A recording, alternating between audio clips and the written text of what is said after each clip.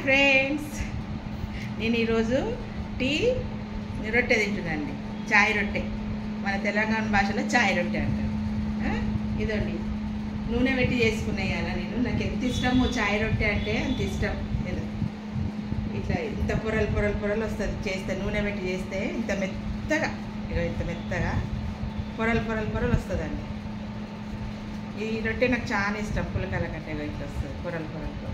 ఈ రొట్టె తింటే కానీ సూపర్ ఉంటుందండి. చాయ్లో ముంచుకొని తింటే ఇది ఇట్లా